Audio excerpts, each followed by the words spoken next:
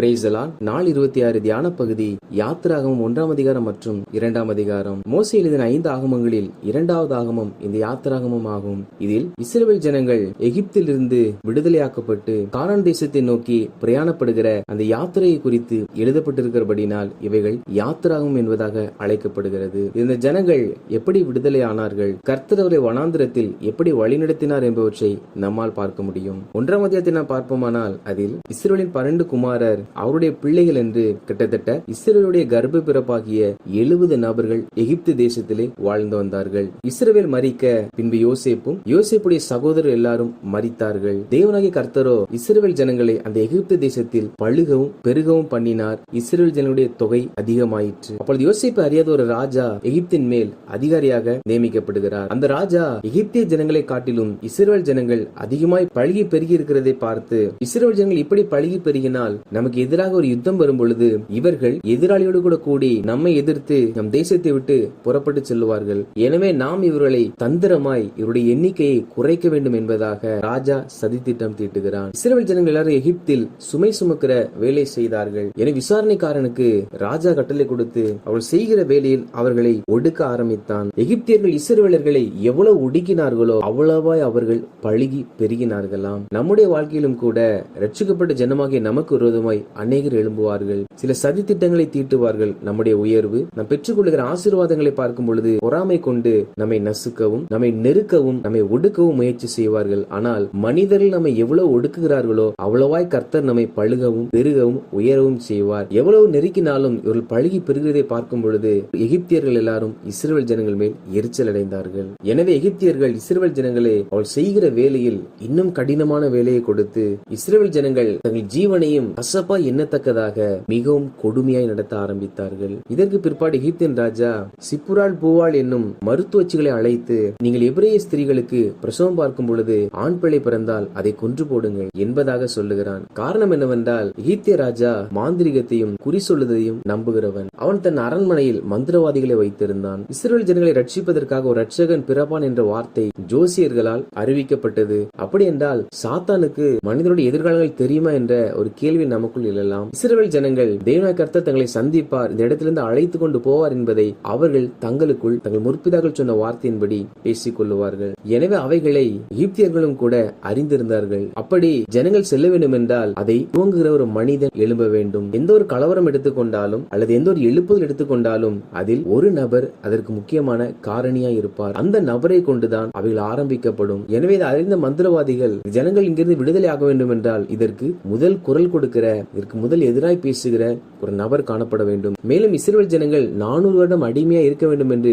கர்த்தர் ஆபிரகாமிடத்திலே சொன்னார். அவைகளையும் அவர்கள் அறிந்து கொண்டு கிட்டத்தட்ட 400 வருடங்களை கணக்கிட்டு இனி இஸ்ரவேல் ஜனத்திற்கான ரட்சகன் பிறக்கலாம் என்பதாக சொல்லி எல்லா குழந்தைகளை கொல்லும்படிக்கு சொல்லுகிறார். அந்த மருத்துவச்சிகளோ தேவனுக்கு பயந்தவர்கள். அவர்கள் தங்களுக்கு சம்பளம் கொடுக்கிற ராஜாவுடைய கட்டளைக்கு கீழ்ப்படியாமல் தேவனுக்கு கீழ்ப்படிந்து ஆண் பிள்ளைகளை கொலை செய்யாதிருந்தார்கள். இப்படி மருத்துவச்சிகள் தேவனுக்கு பயந்து இருந்ததினால் அவர்கள் கிடைத்த ஆசீர்வாதம் என்னவென்றால் தேவன் மருத்துவச்சிகளுக்கு நன்மை செய்தார். அவருடைய குடும்பங்கள் தலைக்கும்படி செய்தார். நாம் தேவனுக்கு பயப்படும் பொழுது கர்த்தர் நமக்கு நன்மை செய்வார், நம்முடைய குடும்பம் தலைக்கும்படி செய்வார். எனவே கர்த்தருடைய ஜனங்களாகிய நாம் மனிதனுடைய கட்டளைக்கு அல்ல, நாம் செய்கிற எல்லா வேலைகளிலும் தேவனுக்கு பயந்து நாம் செய்கிறவர்களாய் காணப்பட வேண்டும். தேவனுக்கு பயப்படுகிற மனிதன் தேவனுடைய கட்டளைகளை மீறி எதுவொன்றையும் செய்ய மாட்டான். அப்படி தேவனுக்கு பயந்து அவருடைய கட்டளைகளின்படி ஒரு மனிதன் நடப்பான் என்றால் அவனுக்கு கர்த்தர் நிச்சயமா நன்மை செய்வார், அவன் குடும்பத்தை கலைக்கும்படி செய்வார். பார்வோனுடைய இந்த யுக்தி செயல்படாதது நிமித்தமாக பார்வோன் எல்லா ஆண் பிள்ளைகளையும் எகிப்தின் நதியிலே போடும்படிக்கு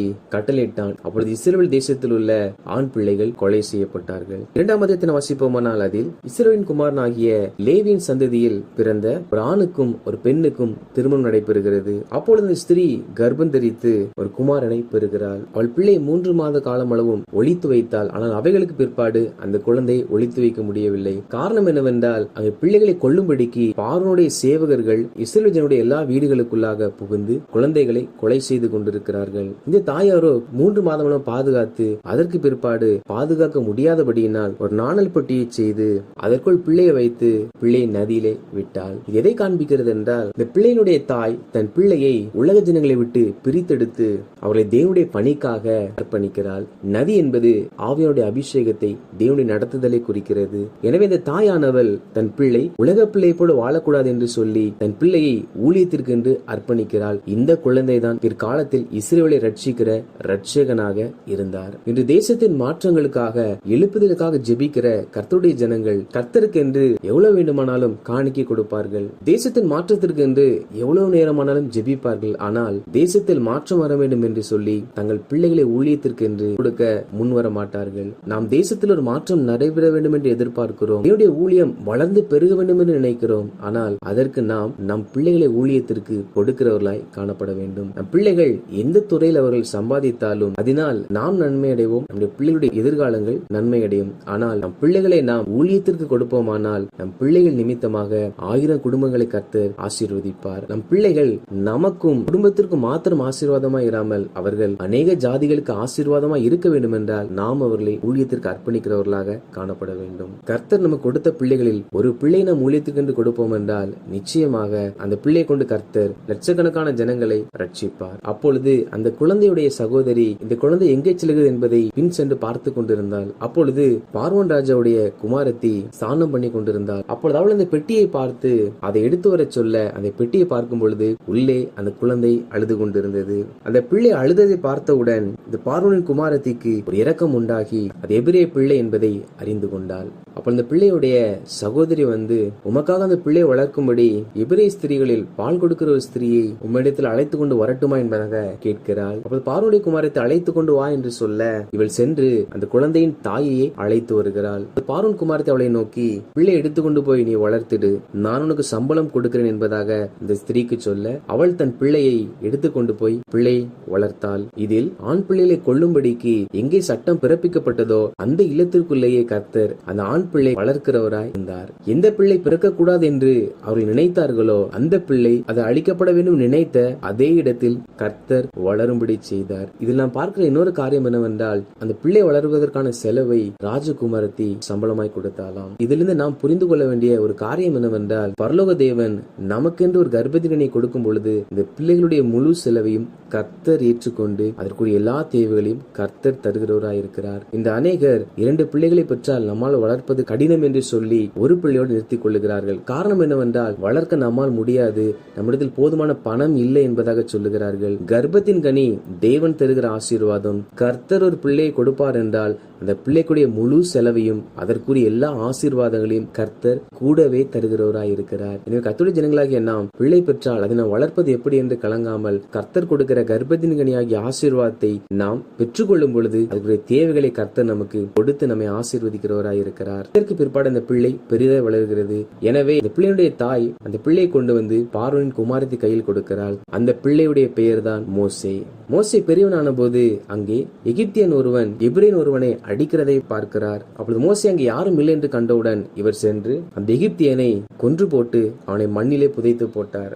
மறுநாளிலே 2 எபிரேயர்கள் சண்டை போட்டார்கள். அப்பொழுது மோசே அதில் அநியாயம் செய்தவனை நோக்கி ஏன் அநியாயம் செய்தா என்பதாக கேட்க அவன் மறு உத்தரவாக எங்கள் மேல் உன்னை அதிகாரியாக வைத்தவன் யார்? நேற்று எகிப்தியனை கொன்றதை போல நீ கொன்று போடுவாய் என்பதாக கேட்டான். இந்த வார்த்தை நிமித்தம் மோசே நான் கொலை செய்த காரியம் வெளிப்பட்டது என்பதாக பயந்து பார்வோனிடத்திலிருந்து தப்பி மீதியான் தேசத்திற்கு போய்விட்டார். பார்வோனுக்கும் இந்த காரியம் அறிவிக்கப்பட்ட போது பார்வோன் மோசையை கொள்ள வகை தேடினார். ஆனால் மோசே அவர்கள் கரங்களுக்கு தப்பி மீதியான் தேசத்தில் போய் தங்கியிருந்தார். இவர்களுக்கு பிற்பாடு மீதியான் தேசத்தில் சிப்போராள் என்ற ஒரு பெண் மோசேக்கு மனைவியாக கொடுக்கப்படுகிறாள். அங்கே மோசே குமாரனை பெற்று அவனுக்கு கெர்சோம் என்பதாக பெயரிடுகிறார். இவர்களுக்கு பிற்பாடு ஆட்சியில் இருந்த அந்த பார்வோன் ராஜா மரித்து போனான். அதற்கு பின்பு அந்த தலைமுறையாகிய இந்த ராஜா ஜனங்களை இன்னும் அதிகமாய் ஒடுக்க ஆரம்பித்தான். ஜனங்கள் அடிமைத்தனத்தினால் தவித்து முறையிட்டுக் கொண்டிருந்தார்கள். அவருடைய முறையிடுதலின் சத்தம் தேவ சந்நிதியில் எட்டினது. நாம் ஜெபிக்கிறோம் நல்லது, முறையிடுகிறோம் நல்லது, ஆனால் அவைகள் என்று தேவ சமூகத்தில் போய் எட்டுகிறதோ அன்று கர்த்தர் அதற்கான பதிலை தருகிறவராய் இருக்கிறார். வாசித்த இந்த அதிகாரிகளின்படி கர்த்தருடைய ஜனங்களாகிய நாம் நம்ம யார் ஒடுக்கினாலும்